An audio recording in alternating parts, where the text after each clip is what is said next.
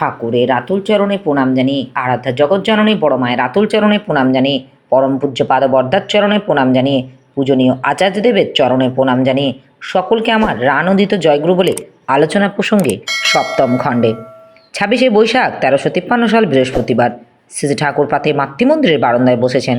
কয়েকজন নবাগত ভদ্রলোক সুশীল চট্টোপাধ্যায়, ছুনুকু সান্যাল, মিলন সেন, সন্তু বাগচি, অরুণ জোয়ারদার, পল্টু বসু, পণ্ডিত ভট্টাচার্য, বাবুরি বাগচি প্রভৃতি অনেকেই কাছে আছেন। বহিরাগত একটি মা কয়েকটা ভালো লিচু নিয়ে এসেছেন। শ্রী ঠাকুর দেখেই সুর করে বললেন, গন্ধের বরণে গান প্রাণ মাতিল রে। মাটি প্রায় শাস্ত্রকণ্ঠে বললেন, মাত্র এই কটি লিচু কোনোভাবে রক্ষা করেছি, পাড়ার ছেলেদের কিছুতেই ঠেকানো যায় না। শেষটা বলেছি, তোরা আর যা করিস আমার ঠাকুরের জন্য যেন কটা লিচু থাকে, তাই মাত্র এই কটা গাছে পাকাতে পেরেছি। শ্রী ঠাকুর খুশির সঙ্গে বললেন, ওই যথেষ্ট, যা বড় বউয়ের কাছে দিয়ে আয় গিয়ে। বড় বউকে বলিস দুপুরের ভাতের পাতে যেন দেয়। আগের দিন হলে আমি এখনই 2-4টে খেয়ে নিতাম।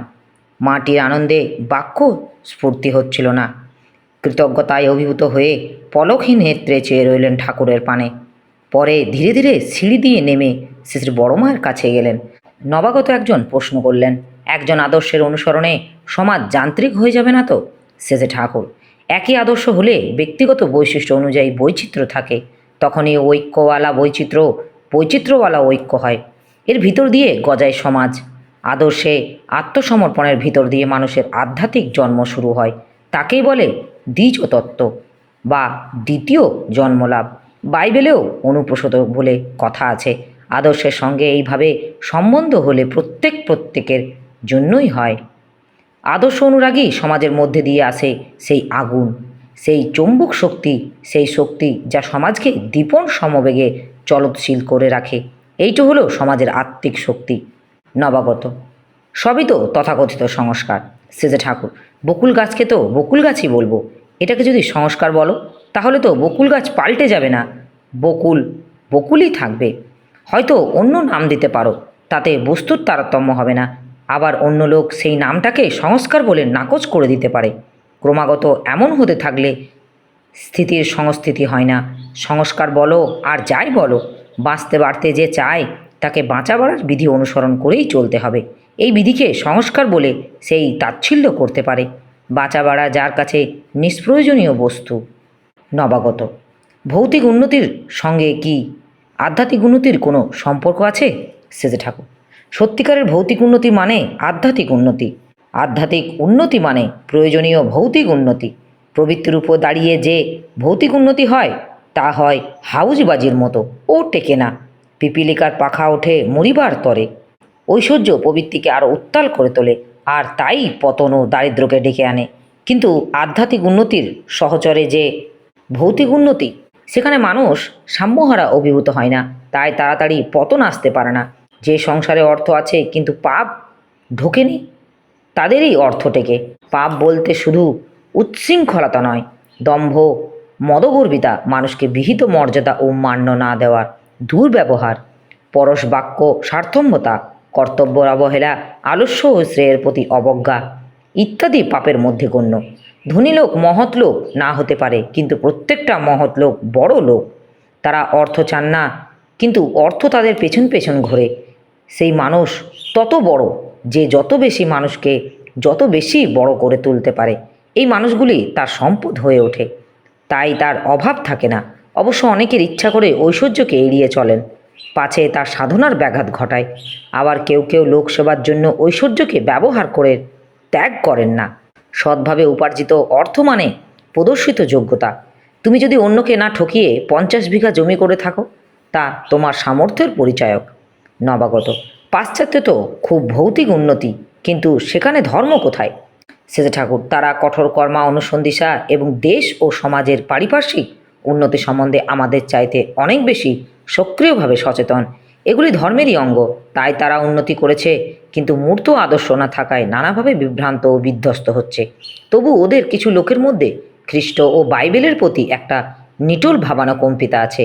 ব্যক্তির জাগতিক উন্নতির সঙ্গে সর্বত্র যে ধর্ম আছে তার কোনো মানে নেই। কোথাও হয়তো ধর্মের ছিটেফাটা আছে, কোথাও প্রকৃত ধর্ম আছে, আবার কোথাও হয়তো ধর্মের নামগন্ধও নেই। আছে পুরো মাত্রায় অধর্ম, বিশ্বাসঘাতকতা ও ফাঁকিবাজি। তাই একঢালা বিচার চলে না। তবে এটা ঠিক যে জাগতিক উন্নতির স্থায়িত্ব নির্ভর করে তার মধ্যে আধ্যাত্মিক উপাদান যতখানি আছে তার উপর। আসেন ভোলানাথ দা, সস্নেহে ডাকলেন শেষে ঠাকুর। ভোলানাথ দা এসে প্রণাম করে বসলেন। আশ্রমে যে নতুন কলেজ হবে সেই সম্বন্ধে কথা উঠল। শেষে ঠাকুর বললেন, এমন করে দালান করেন যাতে এমএসসি ক্লাস পর্যন্ত খোলা যায়। ধর্মের তাৎপর্য সম্পর্কে কথা উঠতেই শেষে ঠাকুর বললেন, অস্থি ও অভ্যুদয় সত্তা ও সম্বর্ধনা যার দ্বারা হয়, অর্থাৎ যা এগুলিকে ধরে রাখে তাকে বলে ধর্ম। সুনীল চট্টোপাধ্যায়। সমুদ্রযাত্রা নিষিদ্ধ ছিল কেন? শেষে ঠাকুর, মানুষ ধর্ম ও কৃষ্টির প্রতি নিষ্ঠা ও যাজনমুখরতা নিয়ে সর্বত্রই যেতে পারে। আগে এ বিষয়ে কোনো নিষেধও ছিল না। আন্তর্জাতিক বাণিজ্য চলত, কৃষ্টি ও ভাবধারার প্রচার হতো। কিন্তু পরে মানুষ ইষ্ট কৃষ্টির প্রতি নিষ্ঠা হারিয়ে ফেলল।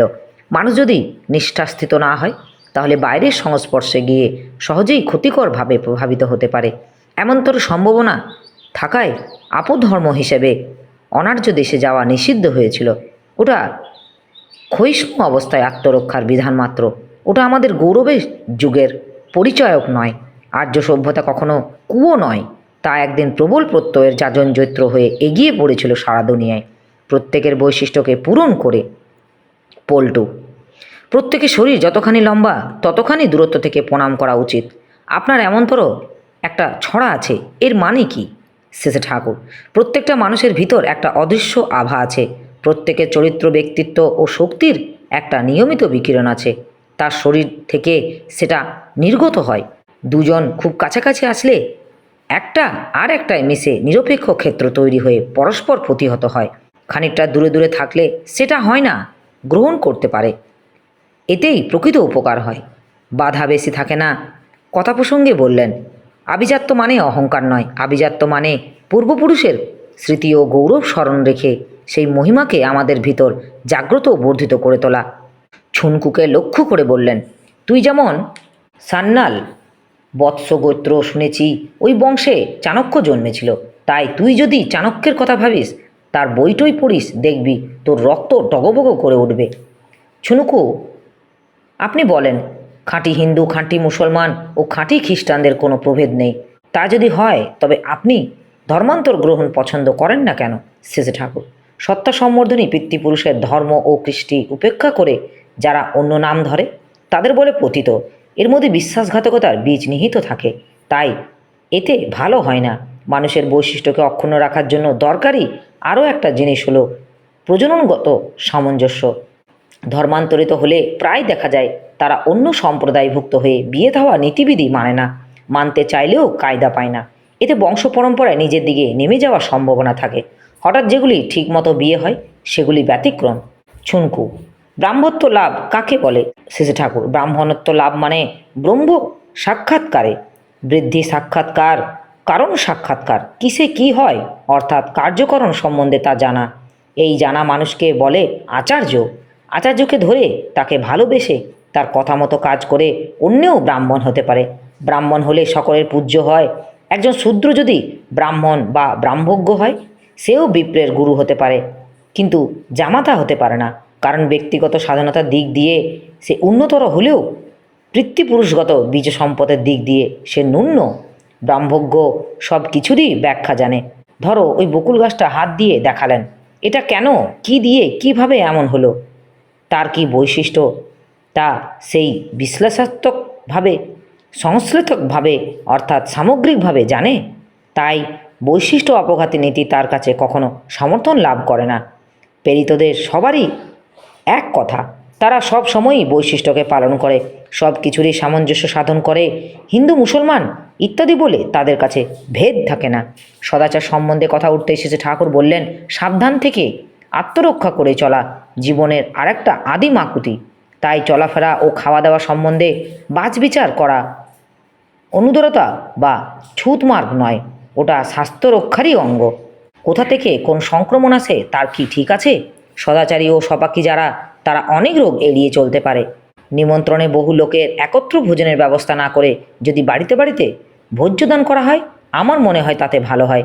যাদের যেমনতর আহার এবং পাক পদ্ধতি পছন্দ ও সহ্য হয় তারা তেমনতর ব্যবস্থা করে নিতে পারে। মিলন: আপনি লেখাপড়া ও শিক্ষা দুটো কথা বলেন, এই দুইয়ের মধ্যে পার্থক্য কী? সেজে ঠাকুর: লেখাপড়া মানে লিখতে পড়তে জানা, তার সঙ্গে চরিত্রের কোনো সম্পর্ক নাই। কলের গানের রেকর্ড কত ভালো ভালো কথা সাজানো থাকে, বাজালেই বেরিয়ে আসে। রেকর্ডের কোনো জীবন বা চরিত্র নেই, যে জীবন বা চরিত্রের কথাগুলি প্রতিফলন দেখা যাবে। লেখাপড়া মানেও অমন্তর নিষ্প্রভভাবে কতগুলি ভালো ভালো কথা শিখে রাখা ও আওড়ানো। শিক্ষা মানে চরিত্র গঠন, অভ্যাস, ব্যবহার ঠিক করা, নীতিগুলি জীবনের সঙ্গে গেঁথে ফেলা। তোমরা প্রবর্তক, তোমরা চেষ্টা করছো সদাচার ও সুনীতি মেনে চলতে। ভুল ত্রুটি সত্ত্বেও যদি তোমরা লেগে থাকো তাহলে দেখবে ধীরে ধীরে সিদ্ধির পথে এগিয়ে যাচ্ছ। সেজে ঠাকুর কথায় কথায় বললেন, আগে গুরুগৃহে ছাত্রদের ঠিক ঠিক শিক্ষা হতো। ভিক্ষা করা, মানুষের অভাব ও প্রয়োজন মেটানো, চাষ করা, মানুষের সঙ্গে আলাপ সালাপ করা, মানুষকে খুশি করা, সেবায় সন্তুষ্ট করে আপন করে তাদের কাছ থেকে গুরুর জন্য অর্থ সংগ্রহ করা, সাংসারিক কাজকর্ম যাবতীয় যা কিছু ব্যবস্থা করা, সবই তারা ব্রহ্মচর্যাশ্রমে শিখত। এতে জীবনচলনায় কখনো তাদের অকৃতকার্য হওয়া লাগতো না। সুনীল: কোন আশ্রম শ্রেষ্ঠ? সেজে ঠাকুর: গার্হস্থ আশ্রম।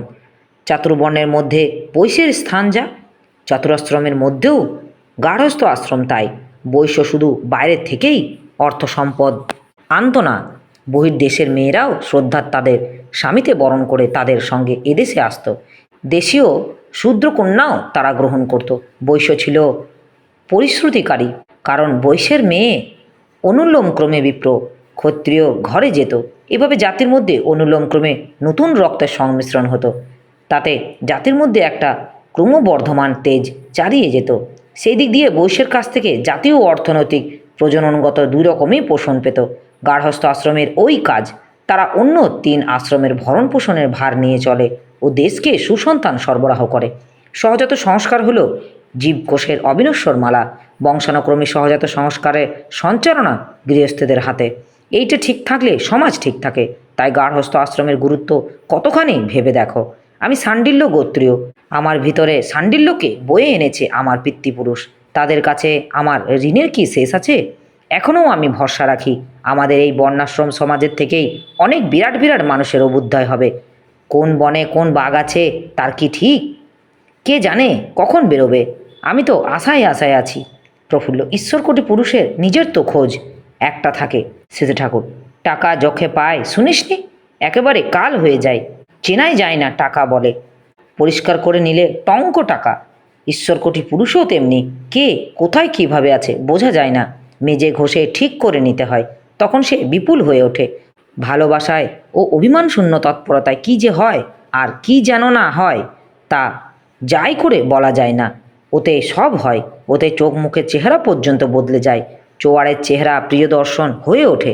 ভালোবাসা এমন হয় যে ভালোবাসার জনের একটুখানি অসুখ অশান্তি হলে বুকখানা দপাদপি করতে লাগে, তার প্রতিকার না করতে পারা পর্যন্ত স্থির হওয়া যায় না।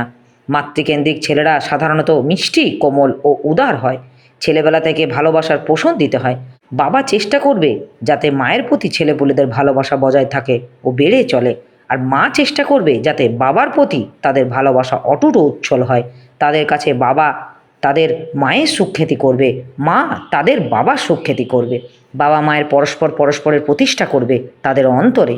এভাবে মাতৃভক্তি পিতৃভক্তির বীজ যদি বোনা যায় এবং তার অতরের বিকাশ ও পরিপূরণ ঘটানো যায়, তাহলে সে সন্তান কালে কালে একজন পরাক্রমশালী মানুষ হয়ে ওঠে। মা বাবার মধ্যে বিভেদ থাকলে হয় ছেলেপুলে এক কাতে হয়, হয় বাবা না হয় মা কোনো একজনের উপর ঝোঁক থাকে এবং অন্যজনের উপর বিরূপ ভাব থাকে, না হয় মা বাবা কারোর প্রতি শ্রদ্ধা ও টান কিছু থাকে না। প্রথমটা মন্দের ভালো, দ্বিতীয়টা সর্বনাশা। মা বাবাকে যারা ভালোবাসতে পারে না তাদের ভালোবাসার শক্তিটাই ব্যাহত বিকৃত হয়ে যায়। মা বাবার একজনকে ভালোবাসে আরেকজনকে ভালোবাসে না, তার প্রতি বীতশ্রদ্ধ, এতে অনেকখানি সাম্যহারা হয়। যে মানুষ একই সঙ্গে মাতৃভক্ত পিতৃভক্ত গুরুভক্ত তার রকমারই আলাদা। দেবশক্তি যেন তাকে ভর করে থাকে। বক্তৃতায় হাত নাড়ল তো সকলেই, বুকের মধ্যে হাতখানা যেন খেলে গেল। কাণ্ড গুরুতর, কহনে না যায়। শেষে ঠাকুর মুখখানি মমতা ও মাধুর্যে ঢলঢল, প্রাণ গলানো ভঙ্গিতে বললেন, আমার সত্তার সহজ ঝোঁক আত্মসমর্পণের দিকে, প্রিয়জনকে দিয়ে তৃপ্ত করার দিকে, পথে একটা আম পেয়েছি, তোর মার জন্য নিয়ে ছুটল। টান না থাকলে হয়তো পক করে নিজে কামড়ে দেবে। মাকে খুশি করার ধান্দা তোমাকে উদ্ব্যস্ত করে তুলবে না। আর ভক্তি অবিবেচারী হওয়া ভালো, এক ভক্তি বিশেষ্যতে। বহু নৈষ্ঠিক যারা ইষ্টনিষ্ঠা ও শ্রেয়নিষ্ঠার পরিপন্থী চলনে চলে যারা, তাদের সন্দেহ করতে হয় যে সব মেয়েকেই স্বামীতে একনিষ্ঠ তারাও কম ধার্মিক নয়। আর সেই ধর্মের সুফল হলো স্বামীর তুষ্টি, তৃপ্তি, স্বাস্থ্য, সম্ভাব্য আয়ু ও উন্নতি ও শ্রদ্ধাপ্রবণ উন্নতিমুখর সন্তান সন্ততি। মানুষ চাক বা না চাক, ধর্ম কখনো ফল না দিয়ে যায় না। এরপর শেষে ঠাকুর নিজে থেকেই উঠে পড়লেন। অপরাহ্নে শেষে ঠাকুর মাতৃমন্দিরের পিছন দিকে বকুলতলায় একখানি বেঞ্চিতে বসলেন। কাছে আছেন যতীন দাস, পঞ্চানন সরকার, সনৎ ঘোষ, শরৎ কর্মকার, নরেন মিত্র, অক্ষয় দেব, নিবারণ দত্ত, মণি বসু প্রভৃতি। যতীনদা কাজকর্মের বিশৃঙ্খলা সম্বন্ধে কথা তুললেন। শেষে ঠাকুর বললেন, সিরদার তো সর্দার।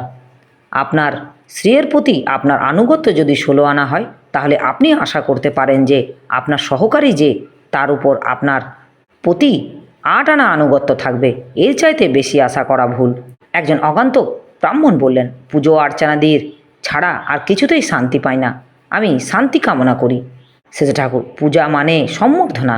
শুধু নিরিবিলিতে মূর্তি বা পটের সামনে শুধু বিল্লপত্র দিয়ে মন্ত্রপাঠ করলে পূজা হয় না। গুরু ও গণেশের অর্থাৎ পারিপার্শ্বিকের বাস্তব সম্বর্ধনা যাতে হয়, তাই করা চাই। তাতে শান্তি সুনিশ্চিত। আমার এই আলোচনা প্রসঙ্গে কিছু ভুল ত্রুটি হয়ে থাকলে আপনারা আমায় ক্ষমা করবেন। উপস্থিত দাদা, ভাই, বোন, মায়েদের আমার আনন্দিত জয়।